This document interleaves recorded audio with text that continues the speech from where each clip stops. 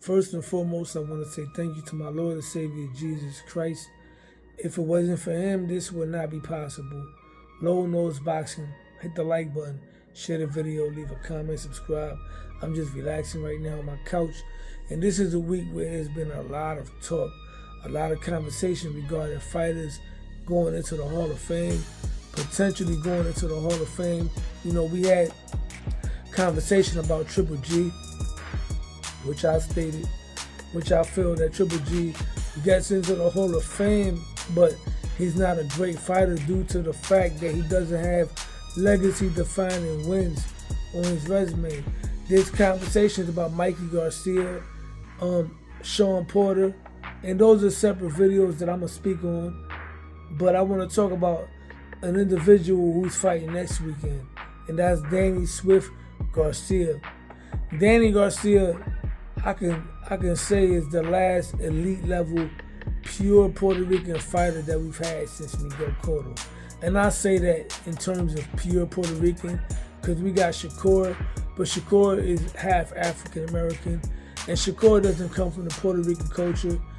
Danny Garcia really doesn't come too much from the Puerto Rican culture as well, but he is pure blood Puerto Rican from his dad and his mom, but he grew up in America, in North Philly. Shout out to the city, to the bitty, you know what I mean?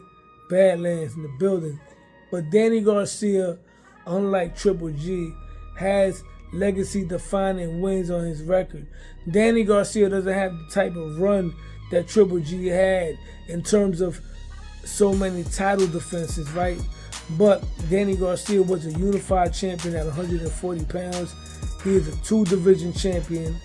And even though his accolades at 147 and his wins at 147 are not the biggest wins, but we can say that Danny Garcia does have big wins at 140 pounds. Danny Garcia has wins as an underdog against Lucas Matisse, who was just wrecking everything moving at the time. He got an underdog victory over Amir Khan. He retired a Hall of Famer in Eric Morales. He beat Nate Campbell, who was a former champion. He beat Kendall Holt, who was the former world champion and a murderous puncher.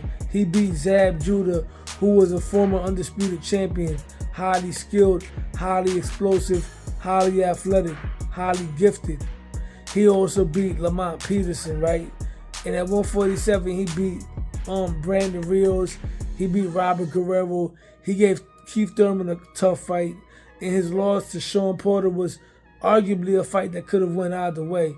And then he lost to Errol Spence Jr. He beat Jose Benavidez. And then he got stopped by Erislandy Lara. With that being said, Danny Garcia for me is definitely a Hall of Fame worthy fighter based on what he did at 140 pounds. And the losses that he had at 147 for the most part were very close. One of them was kind of controversial. Danny Garcia had a very good year. a very good career. And Danny Garcia was never a fighter that was highly touted. Nobody was grooming him to be the next great Trinidad, the next great Miguel Cotto. When he took on Amir Khan, he was looked at as food. They was grooming Amir Khan. They was trying to build Amir Khan to a potential Floyd Mayweather fight. And Danny Garcia ruined those plans. When Lucas Matisse was out there wrecking everything moving, they put at Danny Garcia to be the sacrificial lamb, and Danny Garcia ruined those plans. So with that being said, Danny Garcia, unlike Triple G, has legacy-defining wins, right? And when Danny Garcia retires, in my opinion, not only is he going to go down as a Hall of Famer, I'm going to go on the limb to say that Danny Garcia goes down as a great fighter. Not an all-time great, but he's going to go down amongst some of the greatest junior welterweights of all time. Now, before you say, oh, how can you do that? I'm going to give you the landscape of some of the greatest junior welterweights of all time. We got, in my opinion, the greatest of all time at 140 was Julio Cesar Chavez Sr., right? The OG. We got Aaron Pryor. We got guys like Josh Taylor, undisputed, you know what I mean? Oscar De La Hoya. Floyd Mayweather had a short run up there, but nevertheless, he did make a statement at 140. You know, we got Antonio Cervantes, we got Wilfredo Benitez, we got Ricky Hatton, and it's safe to say that Danny Garcia is among that class, because Danny Garcia cleaned out 140 in an era that was very dominant. There was a lot of good fighters at the time. It was a combination of young guys like Danny Garcia up there, you know, Lucas Matisse, Amir Khan, and then you have veterans like Zab Judah, Eric Morales, Kendall Holt. Danny Garcia at the end of the day turned out to be the cream of that crop, and once again he was not even being groomed or hyped up to be the best fighter in that division, but he did it through hard work and dedication.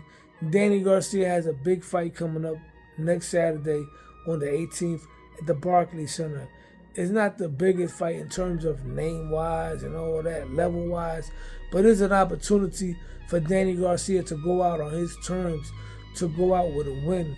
And I'm picking Danny Garcia for the win. And I'm going to go on the limb to say that Danny Garcia is going to go down amongst some of the greatest junior welterweights of all time. Danny Garcia is going to be a Hall of Famer. And I just want to give Danny Garcia a shout out for the very, very, very good career that he had. You know what I mean? He put Puerto Ricans on the map in Philadelphia in boxing. The first Latino champion in boxing in Philadelphia.